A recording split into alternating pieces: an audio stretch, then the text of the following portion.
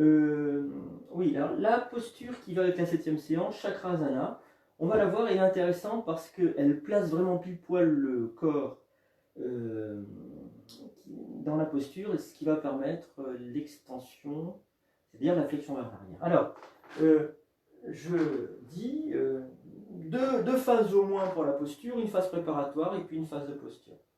Phase préparatoire, je ferme mes poings et vous voyez, il y a comme un escargot, un enroulement qui se fait avec le pouce et l'index. Ça, je vais le poser sur alors les sacro-iliaques, oui, la jonction aussi lambeau-sacré. Sacro-iliaque, c'est les articulations sur les iliaques. Et puis lambeau-sacré, c'est la lombaire avec le sacrum, voilà. Et là, on a une jonction qui fait comme un carrefour, comme une articulation du corps avec le bassin, du buste avec le bassin. Et on place les poings à ce niveau-là.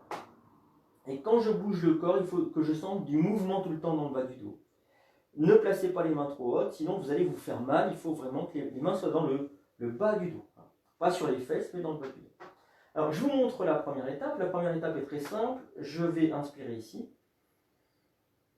Expire, je pousse avec les poings. Et c'est comme si je m'allongeais sur une roue à aube.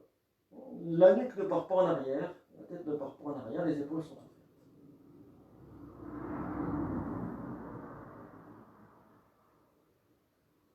Inspire, je reviens.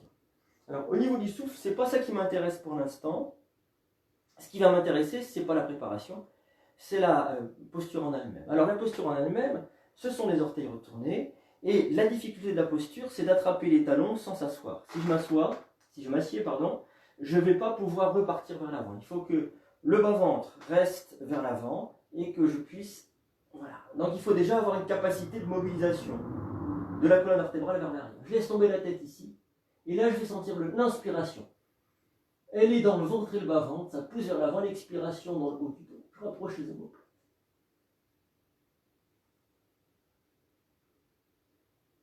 Quand je lâche les doigts, ça revient comme un ressort. Quand vous revenez comme un ressort, ça veut dire que la posture a été bien prise. On peut prendre la posture plus bas avec les coudes de pied allongés. Alors, c'est la même chose, un peu plus... ça donne un peu plus de flexion vers l'arrière.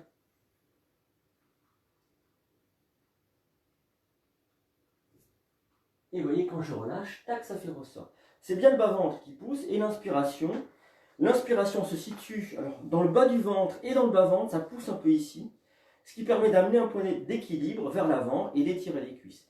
L'expiration, elle est dans le haut du dos, les omoplates se rapprochent sur chaque expire, ce qui permet la flexion vers l'arrière un peu plus. Si vous reprenez la séance 7, elle est suivie d'une posture du guerrier, donc debout, on part vers l'arrière aussi, et vous voyez que vous allez voir que le souffle s'inverse. Mais pourtant, on part quand même vers l'arrière.